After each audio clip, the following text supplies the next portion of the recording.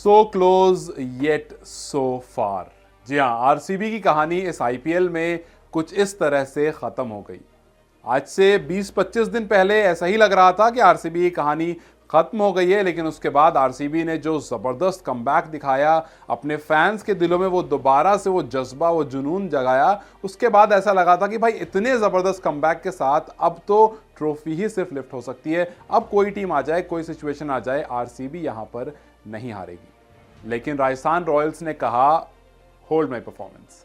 Rajasthan Royals ने जिस तरह से आज कमबैक करा है, क्योंकि इस पूरे महीने में एक भी मैच नहीं जीती थी ये टीम, और अब आरसीबी को हरा करके ये चले गए हैं सीधा एसआरएच से खेलने। अब एसआरएच से वहां पर एलिमिनेटर खेलेंगे और उसके बाद जो टीम जीतेगी वो सीधा कोलकाता नाइट राइडर्स के साथ फाइनल खेलेगी। राजस्थान रॉयल्स आज काफी अच्छी परफॉर्मेंस है, खास करके अगर आप देखेंगे जब उन्होंने टॉस जीता, बहुत स्मार्टली उन्होंने पहले फील्डिंग करने का फैसला किया। उनको पता था बाद में ड्यू आएगी, ड्यू फैक्टर में आपको काफी हेल्प मिलती है बैटिंग करने में, बिकॉज बॉल गीली होती है। और हमने देखा था चेन्नई वाले मैच में किस तरह से लास्ट में ड्यू की वजह से चेन्नई लास्ट ओवर तक गया था, और जब एमएस धोनी ने बॉल बाहर मार दी थी जिसकी वजह से नई बॉल आई थी जो कि सूखी थी, तो बॉलर्स को हेल्प मिली और लास्ट में जो डिलीवरी एक्चुअली में यश दयाल डालने की कोशिश कर रहे थे वो गई और वहां से उनको फायदा हुआ। कुछ इस तरह से आज आरसीबी का मैच हुआ जब फाफ ने मैच के बाद ये बात कही कि ड्यू फैक्टर था और हमें पता था कि हमारा रन थोड़ा कम रह गया है। वहीं पर हम समझ गए थे कि रन थोड़े ज्यादा होने थे, लेकिन उसके बावजूद आरसीबी ने फाइट जरूर दिखाई, पूरा सीजन काफी अच्छा करा। और शुरुआत के 8 मैचेस जिस तरह से हुए, जिसमें सिर्फ एक जीत आई, उसके बाद आप प्लेऑफ तक आते हो, एक स्टेटमेंट कमबैक रहता है कि एक्स्ट्रॉर्डिनरी क्रिकेट दिखाते हो आप। भले ही आज ये मैच हार गए, भले ही एक हार्ट ब्रेक आरसीबी फैंस के लिए है, लेकिन कहीं ना कहीं आप ये कहोगे कि जो भी थोड़े बहुत चांसेस थी वो इस टीम ने कलेक्टिव मिलकर बनाई थी। क्योंकि शुरू के मैचेस में हमने देखा था विराट कोहली अकेले परफॉर्म कर रहे थे, लेकिन उसके बाद रजत पाटीदार आ गए, कैम ग्रीन आ गए, बस एक ग्लेन मैक्सवेल रहे जो मैक्स नॉट सो वेल रहे और कुछ खास परफॉर्मेंस उनकी तरफ से आई नहीं। लेकिन ये टीम जो है वो काफी कंसिस्टेंट टीम है। हाँ ठीक है, आप कह दोगे कि जी 17 साल हो गए, कभी ट्रॉफी नहीं जीती। वैसे ट्रॉफी ना जीतने बहुत सारी टीमें जो नहीं जीती हैं। इस टीम का नाम इसलिए बार बार होता है क्योंकि इसमें विराट कोहली है। इस टीम का नाम इसलिए होता है क्योंकि ये कंसिस्टेंट टीम है। अब देखो ना, 2020 में ये टीम एलिमिनेटर में गई थी, 2021 में ये टीम एलिमिनेटर में गई थी, 2022 में इस टीम ने क्वालिफायर 2 खेला था, 2024 में ये टीम एलिमिनेटर में आई है। मतलब ये है कि परफॉर्मेंस हर बार आ रही है, लेकिन आप बस जीत नहीं पा रहे हो। आप एलिमिनेटर क्वालिफायर हर बार खेल रहे हो, आप एक कंसिस्टेंट टीम हो, लेकिन समहाउ आप लास्ट में आकर के चोक कर जाते। इट्स मोर और less like south Africa last में आकर के ऑलमोस्ट हर टूर्नामेंट में चोक कर जाती है। शायद इसीलिए फैंस कह रहे हैं कि फील फॉर विराट कोहली। जिस तरह से वो परफॉर्म करते हैं, जिस तरह से रन बनाते हैं, he gives everything on the field, चाहे फील्डिंग हो, बैटिंग हो, कुछ भी हो। लेकिन उसके बावजूद विराट कोहली के पास एक भी ट्रॉफी नहीं है आईपीएल की। खैर, विराट से जब पूछा गया था एक बार, तो उन्होंने कहा था कि 2016 में मेरा दिल 2 बार टूटा था। एक बार तब जब आईपीएल ट्रॉफी हम बस जीतते जीतते रह गए थे, फाइनल्स में हार गए थे वो एसआरएच से, लेकिन उसके बाद उतनी क्लोज नहीं पहुंचे हैं कभी। विराट कोहली की एक जबरदस्त पूरा इनिंग रहा। विराट कोहली को हमने देखा 8000 रन आईपीएल में कंप्लीट करते हुए, विराट कोहली को हमने देखा 741 रन मारते हुए इस सीजन में ऑरेंज कैप होल्डर एक बार फिर से बने। 61 का एवरेज अगर आप T20 में लेकर के चलते हो, 154 का strike rate, 1 century, 5 half century, तो ये इंडिया के लिए बहुत अच्छी खबर है।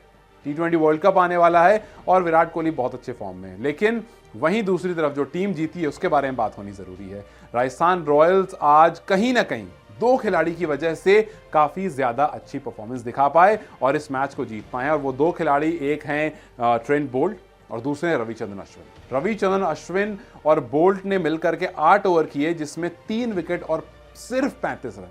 आप सोचो, 8 ओवर आपके गेंदबाज बॉलिंग कर रहे हैं और सिर्फ 35 रन कंसीड कर रहे हैं T20 में।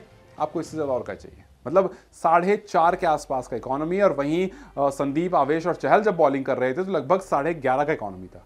तो जहां पर उन लोगों ने रन लुटाए, वहां पर इन लोगों ने रन बचाए, लेकिन इन्होंने रन बचाए तो विकेट उन्होंने ली। 5 विकेट उनके पास हैं, उन 3 खिलाड़ियों के पास, लेकिन 3 इनके पास भी हैं। तो खैर, कुल मिलाकर बोल्ट और अश्विन ने जो काम करा वो प्रेशर बनाया, और उस वजह से लास्ट के 5 ओवर अगर आप आरसीबी की तरफ देखेंगे तो आपको ज्यादा रन नहीं आए। जब आरसीबी बैटिंग कर रही थी 16th ओवर में 9 रन आते हैं, 17th ओवर में 10 रन आते हैं, 18th ओवर में 10 रन आते हैं, और 9-10 अगर रन आ रहे होते तो आप टेंशन, जब तक रन 13, 15, 17 तक नहीं जाते हैं तब तक आप टेंशन नहीं लेते हो ज्यादा। और जब स्टार्ट भी स्लो हुआ हो तो आप कहते हो चलो जी सब ठीक चल रहा है। 19वें ओवर में 5 रन आते हैं और 2 विकेट आ जाती है आवेश खान के, और वो जो ओवर था वहां से जो है रन्स जो है नीचे चले जाते हैं। जहां ऐसा लग रहा था 180 190 टच कर सकता है अगर 2 अच्छे ओवर आ जाए, तो वो 19वें ओवर ने उस चांसेस को पूरा खत्म कर दिया। 20वें ओवर में 13 रन आते हैं, 1 विकेट आती है, और एक जो बहुत बड़ी इनिंग लग रही थी वो 172 पा करके सिमट जाती है।